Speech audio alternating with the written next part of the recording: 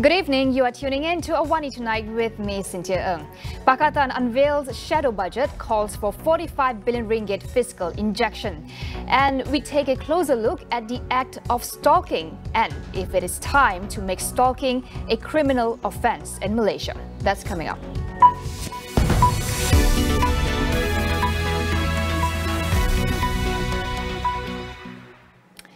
Ahead of the tabling of Budget 2022 this Friday, Pakatan Harapan unveiled its version of the budget.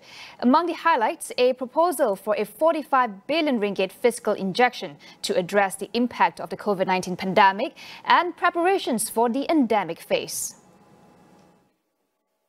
Under its 12 proposals, Pakatan Harapan urged for a bold, expansionary fiscal policy to shore up the healthcare system and assist households and businesses. For instance, it seeks a 5 billion ringgit allocation to double the monthly welfare payments to the poor and struggling M40 families.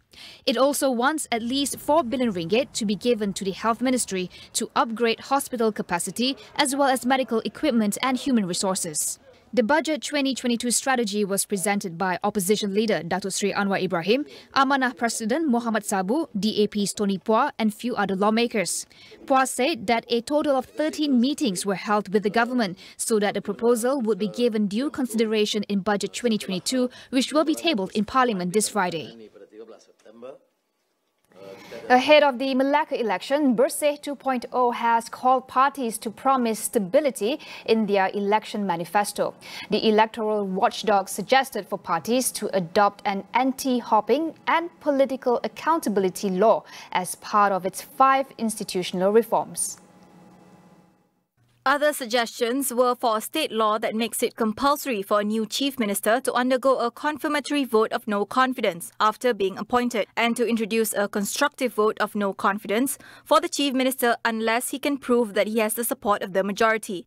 Meanwhile, equal allocation of constituency development funds should also be provided to all assemblymen regardless of which parties they are from. Lastly, the coalition urged for the State Legislative Assembly to be truly free from the executive branch, with the State Assembly agenda not being decided by the Chief Minister or Speaker alone, and more select committees to be established that reflects the ratio of non-EXCO assemblymen of each party in the State Assembly. Parti Ikatan Demokratik Malaysia or MUDA has expressed its intention to participate in the upcoming Malacca state election on November 20th. Its president, Syed Abdul Rahman, said the group is currently discussing with Pakatan Harapan in order to field candidates from MUDA.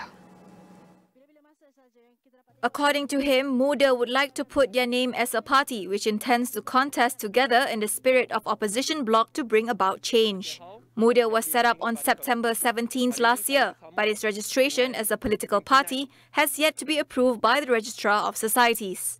When asked if MUDA would contest under the PH ticket as the party's registration as a political party had yet to be approved, Syed Saddiq said the matter is still being discussed. The postponement in tabling the bill to amend provisions in the federal constitution to be in line with the Malaysia Agreement 1963 will not give rise to major issues. Chief Minister of Sarawak, Datuk Patinggi Abang Johari Tun Openg, said he was informed by the federal government that the postponement was made to allow the Attorney General to further explain the proposed amendments to cabinet members. Abang Jo said he was made to understand that the delay centred on matters concerning Article 160 of the Federal Constitution relating to the definition of federation. On Monday, de facto Law Minister Datuk Seri Wan Junaidi Tuanku Jaafar said that the Cabinet has decided to set another date for the tabling of the bill, as consensus could not be reached on the proposed amendments during an engagement session on Sunday, which was also attended by the Prime Minister. What impact will the delayed tabling of constitutional amendments related to MA 63 have? And does it signal problems within the ruling coalition? Tonight on Consider This, we speak to our guests about what is blocking the progress. NGOs and civil society groups are stepping up to demand Malaysia to make stalking a criminal offence. Currently, there are no legal provisions for survivors of stalking to get restraining orders, leaving them with little to no protection.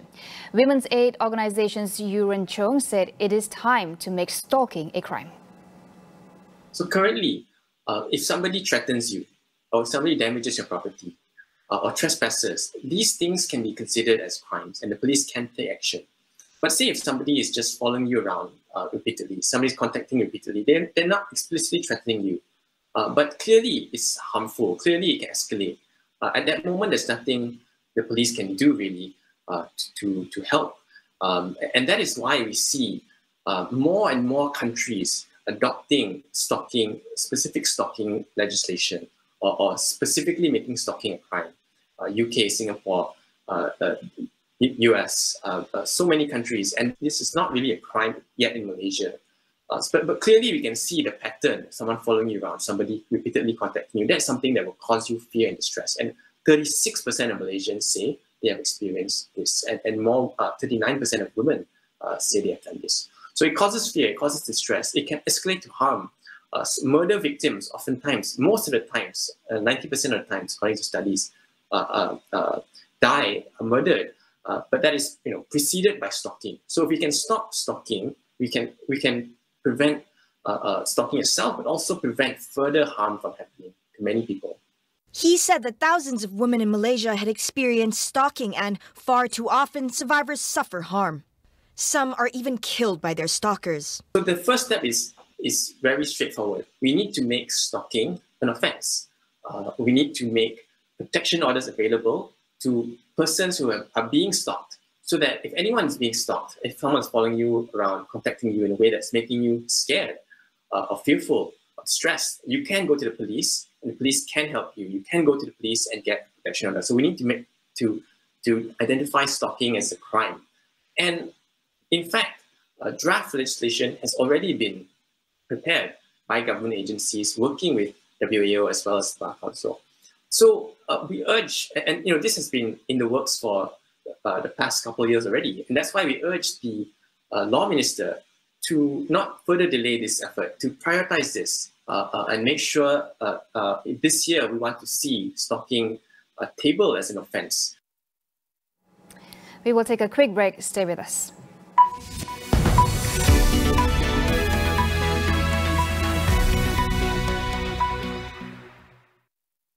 Nikmati penjimatan 50% dengan penyelesaian perniagaan Unified.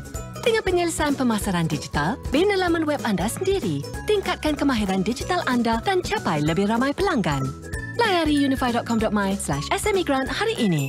Maksimumkan simpanan anda dengan BSN SSP tahun ini sambil berpeluang memenangi pelbagai hadiah dalam 6 cabutan yang ditawarkan bernilai lebih 30 juta ringgit menanti anda. 10 jutawan BSN SSP telah diumumkan. 4 lagi akan lahir tahun ini. Sertai sekarang. Ramai orang cakap, bila kita berbuat baik, kebaikan itu akan datang semula. Tapi, kalau kita ikhlas, hikmah besar menanti. Honor 50. Mencipta tanpa had ketika cetusan inspirasi. Perincian teliti di depan mata. Persediaan rakaman pantas. Honor 50. Keindahan dengan satu tangkapan.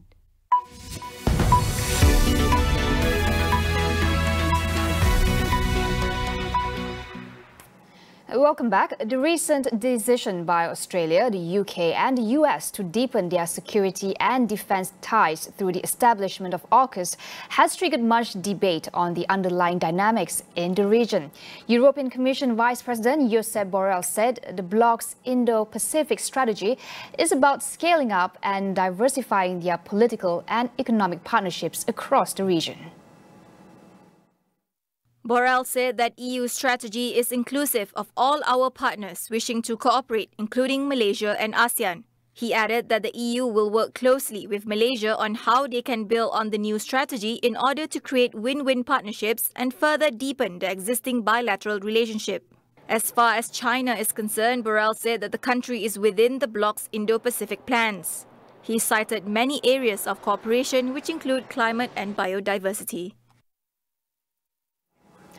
Australia officially allows its residents to travel outside the country.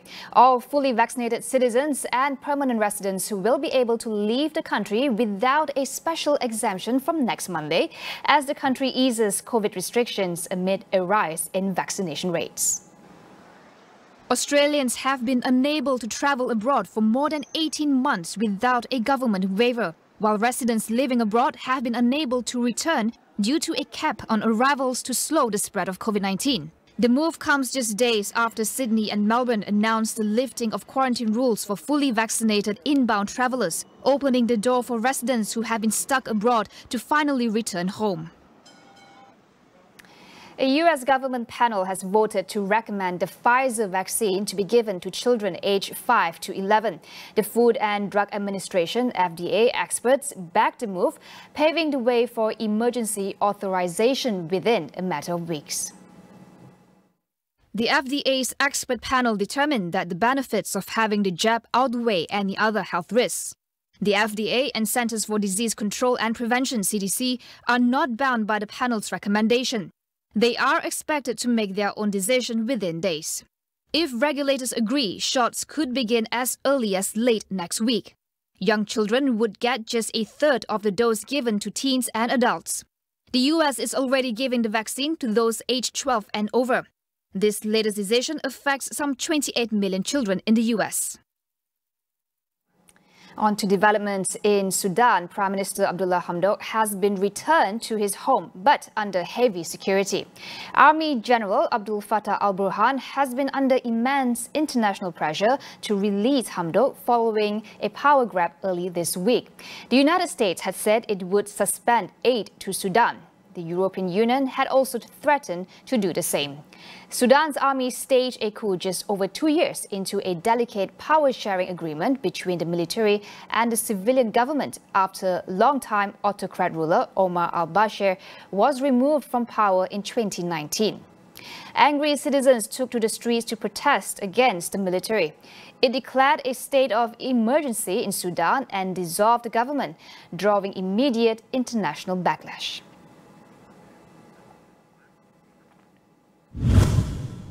Malaysia's So Wai Cheng won the Empire State Building Run-Up 2021 by climbing 86 floors in just under 11 minutes. He clocked in at a time of 10 minutes and 47 seconds to win the men's elite division race. The Empire State Building Run-Up is the world's first tower race where runners race up 86 flights or 1,576 stairs. I gave my best. I did 10 minutes 40 over seconds, but it's not my target. I failed to achieve my goal, which is sub 10. I'm gonna come back again next year to improve it. Felt really great because I spent 1 month training in Dubai, and for the past 2 months I left Malaysia to Germany for competition, and then to UK as well for competition. And I'm out from Malaysia for the past 2 months. So I'm really grateful to receive support from many Malaysian family in Dubai. American Cindy Harris crossed the line first to win the elite women's division race, taking the title for the 5th time. The winners will get to donate $100,000 to a charity of their choice. That is all we have for you on AWANI tonight. Get the latest news updates on COVID-19 and COVID-19 vaccines from astroawani.com and Astro AWANI app. I'm Cynthia Ng. Thank you for watching.